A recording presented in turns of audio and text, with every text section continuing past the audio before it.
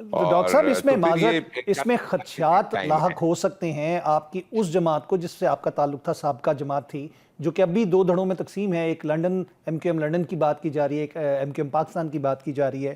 تو ہم نے تو سنا ہے خوش بخش شجاعت صاحبہ نے بھی باضابطہ طور پہ آپ کو جوائن کر لیا ہے، اور کون کون سے لوگ ہیں جو کہ آپ کی طرف آ رہے ہیں؟ کچھ نام ہمیں آپ بتا دیں اگر۔ دیکھیں میں اگر چند نام بتاؤں گا تو پھر بڑا اس میں کمپلیکیشن ہو جائے گی عاصم بھائی، انشاءاللہ میں ان کے لیے کمپلیکیشن ہو جائے بتاؤں گی؟ گا۔ اچھا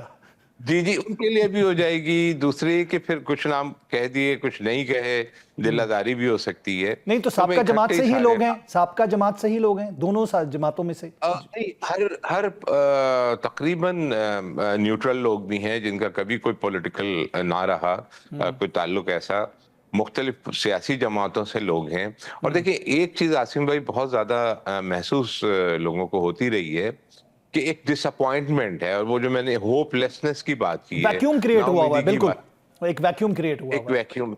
تو اس ڈس اپوائنٹمنٹ کے حوالے سے اور جو آپ نے ذکر کیا کہ ان کو تشویش ہے، تو میں تو یہ کہنا چاہوں گا کہ بالکل یہ ہمیں بھی فیل ہوتا ہے، محسوس ہوتا ہے کہ اور اس چیز کو کہ ایک تشویش ہے، ہوگی ان کو، اور ہر پولیٹیکل پارٹی کو ہونی چاہیے۔ لیکن میں ان کو یہ ایڈوائز کرنا چاہوں گا اور بڑا فرملی کرنا چاہوں گا کہ میں کوئی سیاست اس پوائنٹ ان ٹائم پہ نہیں کر رہا ہوں۔ سیاست الیکشنز تو ہو چکے ہیں نا عاصم بھائی، ابھی کوئی کل تو الیکشنز ہو نہیں رہے ہیں، اور جو ہونا تھا وہ ہو گیا، گورنمنٹ بن گئی ہے اور وہ گورنمنٹ کا پارٹ بھی ہیں ابھی۔ تو اپنا کام کریں، لوگوں کے لیے بھلا کریں، لوگوں کو ڈیلیور کریں، جو کر سکتے ہیں کریں،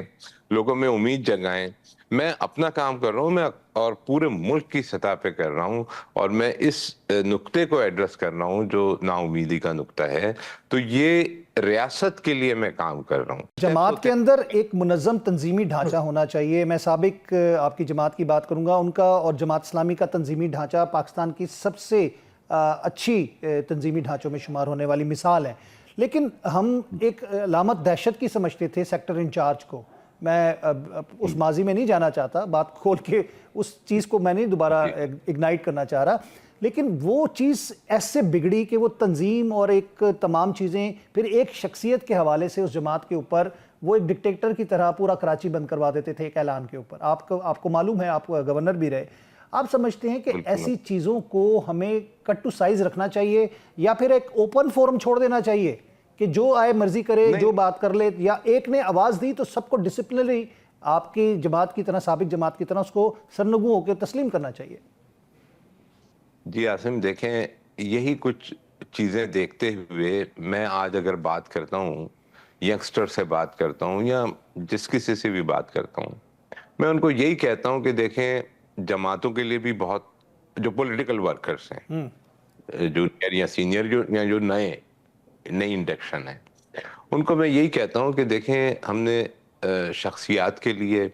سیاسی جماعتوں کے لیے، سب کے لیے بہت کام کر لیا۔ اب صرف اور صرف اپنے نظریے میں یہ رکھیں، پلیٹ فارم کوئی بھی رکھیں، لیکن آپ نظریہ یہ رکھیں کہ آپ نے صرف اور صرف پاکستان کے لیے کام کرنا ہے۔ اور جب آپ یہ نظریہ رکھیں گے اور باقی چیزوں کو سیکنڈری لیول پہ لے جائیں گے، تو آپ خود مائنڈ اپلائی کر سکیں گے کہ کہاں پہ کون سی، کس پولیٹیکل پارٹی کی یا کس شخصیت کی کون سی پالیسی جو ہے وہ پاکستان کی انٹرسٹ سے متصادم ہو رہی ہے۔ تو پھر آپ آنکھ بند کر کے نہیں چلیں گے، بلکہ آپ سیاست کریں گے، ایک اچھی سیاست کریں گے، اور وہ سیاست ٹوٹلی ریاست کے لیے ہوگی۔ اس کا بینیفٹ، فرسٹ اینڈ فورموسٹ جو بینیفٹ آپ اپنی ذات سے پہنچانا چاہیں تو آپ ریاست کو پہنچائیں، نہ کہ کسی شخصیت کو پہنچائیں۔ ڈاکٹر صاحب یہ بتائیے گا کہ سیاسی طور پہ متحرک ہو چکے ہیں آپ، اور پاکستان میں آپ کی آمد کی اطلاعات بھی آ رہی ہیں، تو کیا نظر آ رہا ہے پاکستان میں کوئی نئی سیاسی جماعت کا قیام ہوتا نظر آ رہا ہے آپ کی جانب سے؟ جی دیکھیں، اس میں آصف، سب سے پہلے تو بہت تھینک یو، آپ نے مجھے موقع فراہم کیا۔ بنیادی طور پہ جو گزشتہ کچھ عرصے سے حالات رہے ہیں ملک کے، اور جو ڈیولپمنٹس تھیں، اور پھر جو ریجنل سچویشن بھی تھی، اس میں مجھے یہ چیز بہت زیادہ شدت سے محسوس ہوئی کہ ایک کچھ ایسی فضا بن رہی ہے جو کہ over all by and large across the board ایک ہوپ لیسنس کی طرف لے جا رہی ہے لوگوں کے سینٹیمنٹس کو, چاہے وہ بزنس کمیونٹی ہو, اسٹوڈنٹس ہوں, کسی بھی سیگمنٹ آف سوسائٹی میں آپ چلے جائیں تو ایک ہوپ لیسنس کا ایلیمنٹ مجھے محسوس ہوتا تھا بہت اسٹرانگلی کہ یہ کوئی یہ اوور آل جو حالات ہیں ملک کے اور جو سیاسی حالات چل رہے ہیں اس سے انفلوئنس ہو کے لوگ جو کنکلوڈ کر رہے ہیں وہ یہ چیز نظر آتی تھی. تو اس پہ ہم نے کافی بات چیت کی اور پھر میں نے جو یہ سارا سلسلہ شروع کیا ہے اس کی بنیادی وجہ یہ ہے کہ مجھے محسوس ہوتا تھا کہ اگر ایک نا امیدی کا عنصر جو ہے وہ لوگوں کے ذہنوں میں سما جاتا ہے تو پھر وہ بڑی ڈیفیکلٹ سچویشن فردر اس کو کمپاؤنڈ افیکٹ کے طور پہ لے کر آتی ہے. جو بھی آپ کی ڈیفیکلٹیز ہیں, جو بھی چیلنجز ہیں, وہ ان سے نمبرد آزما ہونا اور مشکل ایک صورتحال بن جاتی ہے. تو اس حوالے سے میں نے ایک بات چیت شروع کی لوگوں سے, اور سب سے پہلے فرسٹ اینڈ فارموسٹ ایک ہوپ کے ایلیمنٹ کو اگنائٹ کرنے کے لیے, ریکینڈل کرنے کے لیے میں نے ایک انٹلیکچوئل آپ کہہ لیں کہ ڈائلاگ شروع کیا اکراس دا بورڈ, اور پھر میں اس نتیجے پہ پہنچا کہ اس چیز کو, اور دوسری بات یہ کہ اس پورے انوائرمنٹ میں جو ایک بڑی پرابلم مجھے نظر آئی عاصم بھائی, وہ یہ نظر آئی کہ ایک بہت ہی تھوڑی سی آپ کہہ لیں ایک